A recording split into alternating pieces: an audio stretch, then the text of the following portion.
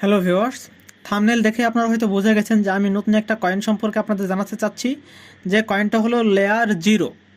এখন first of all আমরা এই কয়েনটা সম্পর্কে কি জানতে পারবো এই ভিডিওতে। লেয়ার জিরো এই টোকেনটা কোন ক্যাটাগরির, কি কাজ করে, কারা কারা ইনভেস্টর হিসেবে আসে, ইনভেস্টর ভালো নাকি খারাপ, তাদের কমিউনিটি কেমন পারফরমেন্স করতেছে ওভারঅল, এবং সবথেকে গুরুত্বপূর্ণ যে জিনিস সেগুলো হলো যে এই টোকেনটা আমাদের কাছে রাখতে পারবো, এই টোকেনটার প্রাইস প্রেডিকশন করব যে কত দূর পর্যন্ত এর মিনিমাম লেভেলে আপনাদেরকে প্রফিট দিতে পারে। তো ফার্স্ট অফ অল আমরা যদি লেয়ার জিরোর কথাটা বলি, লেয়ার জিরো মূলত আপনার হচ্ছে ইন্টারোপারমেবিলিটি ক্যাটাগরির। এবং ইন্টারোপারমেবিলিটি ক্যাটাগরিটা কি আসলে এখানে আপনারা ক্লিয়ারলি দেখেন, যেটা হচ্ছে যে এটা একটা দক্ষতা, মানে বিভিন্ন ব্লকচেন নেটওয়ার্কের ভিতরে কমিউনিকেট করা, তাদের অ্যাসেটটাকে মানে শেয়ার করা, তারপরে তাদের যে ডাটা সেটাও শেয়ার করা। এইটা একটা দক্ষতা বলতে পারেন, ইন্টারোপারমেবিলিটি এই যে ক্যাটাগরি সেটা। সো বলতে পারেন যে ভালো একটা ক্যাটাগরি। এখন আমাদেরকে দেখতে হবে যে আসলে লেয়ার জিরো এই যে কয়েনটা, এই কয়েনটার আসলে কাজ কি। তো আমরা যদি লেয়ার জিরোর কয়েনটার কাজ সম্পর্কে আমি আপনাদেরকে বলি, তাহলে সিম্পলি একটা জিনিস আসে, সেটা হচ্ছে যে ধরেন এই আপনার হচ্ছে ক্রিপ্টো মার্কেটে অনেক ধরনের ব্লক চেইন আছে, যেমন ধরেন ইথেরিয়াম ব্লক চেইন, তারপরে হচ্ছে বিএনবি চেইন, আরবিট্রাম চেইন, তারপরে অপটিমিজম চেইন, সো তারপর অ্যাভালান্স, যে ফান্টম চেইন, মানে এমন ধরনের বহু চেইন আছে। তো এই চেইনের ভিতরে কি আসে, মাল্টিপল আপনার হচ্ছে যে ক্রিপ্টো প্রজেক্টগুলো সেগুলো লঞ্চ হয়, এবং এই যে বিভিন্ন চেইন আছে এই চেইনগুলোর ভিতরেও কি কমিউনিকেট করা কি খুবই দরকার, না হলে একটা ডিসেন্ট্রালাইজ ওয়ার্ল্ড তৈরি করা অসম্ভব।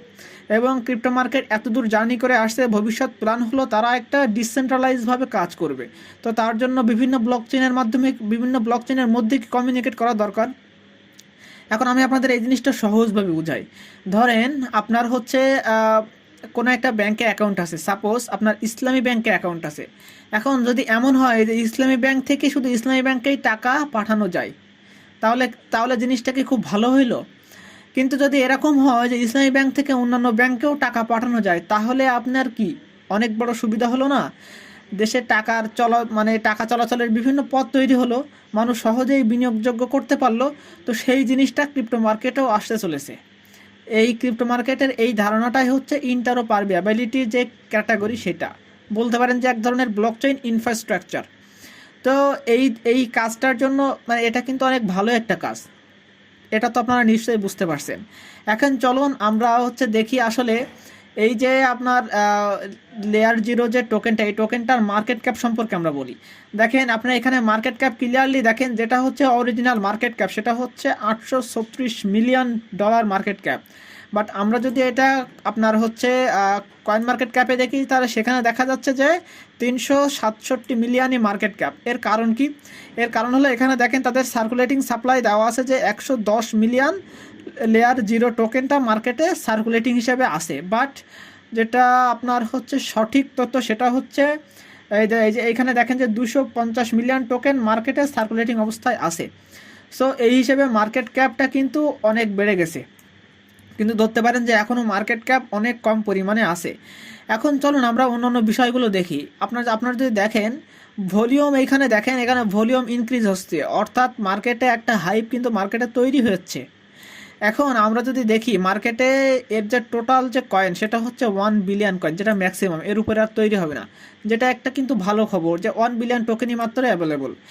আর যেটা আরও ভালো খবর সেটা হচ্ছে ইথেরিয়াম ব্লক চেনের ভিতরে, ইথেরিয়াম ব্লক চেন কিন্তু খুবই ভালো মানের ব্লক চেন, যে ব্লক চেনের প্রত্যেকটা টোকেনই ভালো পারফরমেন্স করে, তাদের ভালো ফাউন্ডার্স বা ব্যাকার্স থাকে, ভালো ইউজ কেস থাকে, এটা একটা ভালো। এবং যদি আমরা এর হচ্ছে টুইটার হ্যান্ডেলের দিকে খেয়াল করি, তাহলে এখানে দেখেন যে টুইটার হ্যান্ডেলে কিন্তু সেরকম ভালো পারফরমেন্স হওয়ার মতো ফলোয়ার্স কিন্তু নাই। ইউজুয়ালি থাকে আপনার প্রত্যেকটা কয়েনের 200-300 মানে 2 লাখ 3 লাখের উপরে ফলোয়ার্স থাকে, মিনিমাম 1-1.5 লাখের উপরে তো ফলোয়ার্স থাকে। সেখানে মাত্র 50,000 ফলোয়ার্স আছে, যেটা মনে করেন যে সেরকম ভালো মানের না। বাট ইউজ কেসের দিক থেকে দেখতে গেলে, ক্যাটাগরির দিক থেকে দেখতে গেলে একটা ভালো মানের কয়েন। এখন চলুন আমরা আনুষঙ্গিক বিষয়গুলো দেখি।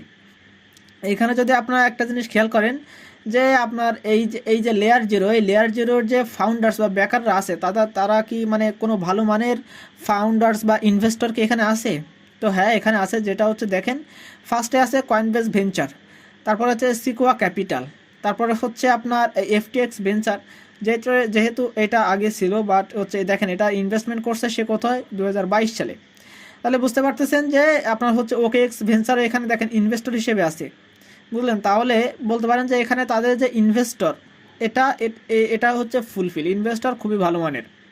দেন আমরা যদি খেয়াল করি যে এইখানে এইখানে যদি তাদের, আমি আরেকটা জিনিস খেয়াল করি যে টোকেন আনলকিংয়ের যে বিষয়, যেটা কিন্তু খুবই গুরুত্বপূর্ণ।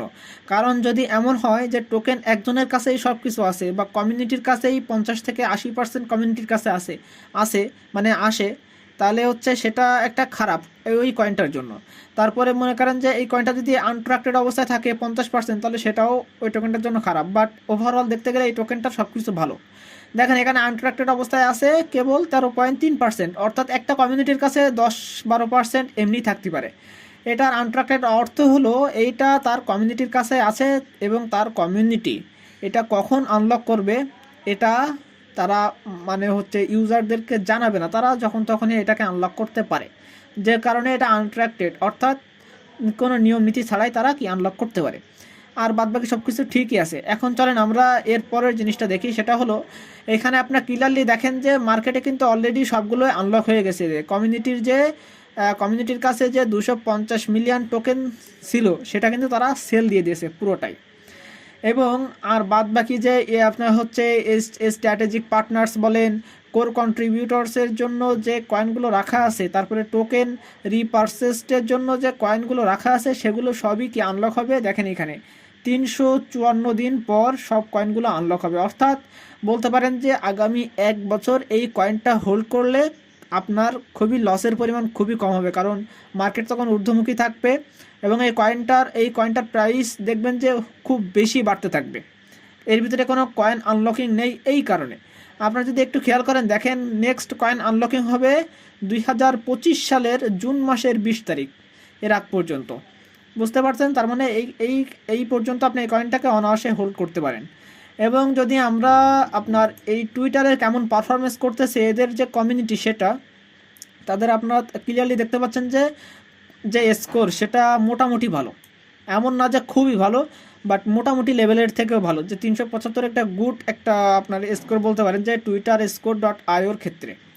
এবং যদি আমরা সিকিউরিটির দিকে খেয়াল করি, সিকিউরিটি স্কোর 19, অর্থাৎ এই কয়েনটার সব কিছু ওভারঅল দেখতে গেলে যে এই কয়েনটার সব কিছু ওভারঅল ভালো।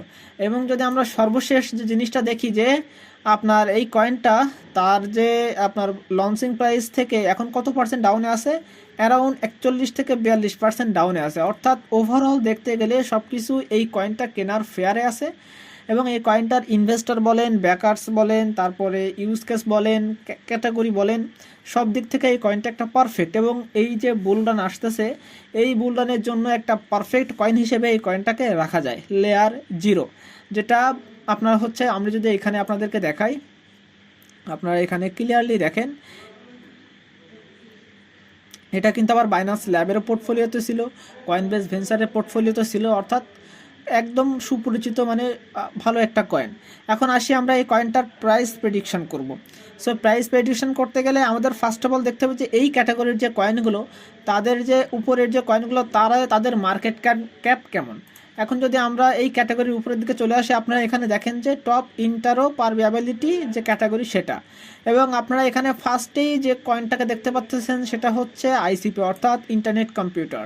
এখন এটা হচ্ছে একটা এই যে আপনার ক্যাটাগরি, এই ক্যাটাগরির টপ কয়েন। আমরা যদি এটাকে বাদ দিয়ে দিই, তাহলে এখানে আসতেছে হচ্ছে কসমোস বা অ্যাটম। যদি আমরা এইটাকেও আমাদের কনসিডারে নেই, বা হচ্ছে আপনার যদি এটাকে আমরা কনসিডারে নেই, তাহলে অ্যারাউন্ড 2.5 বিলিয়ন। যদি আমরা এই মার্কেট ক্যাপ হিসেব করি, আপনারা এখানে ক্লিয়ারলি দেখেন, যদি আমরা এই মার্কেট ক্যাপটা হিসেব করি, তাহলে অ্যারাউন্ড আপনার আমরা যদি লেয়ার 0-এর যে মার্কেট ক্যাপ সেটা হিসেব করি, এখানে যদি দেখেন যে 350 মিলিয়ন। এখন যদি আমরা এই আপনার হচ্ছে কসমোসের বা অ্যাটমের মার্কেট ক্যাপ হিসেব করি, সেটা হচ্ছে 2.5 বিলিয়ন। অর্থাৎ এই মার্কেট ক্যাপ পর্যন্ত পৌঁছাতে অ্যারাউন্ড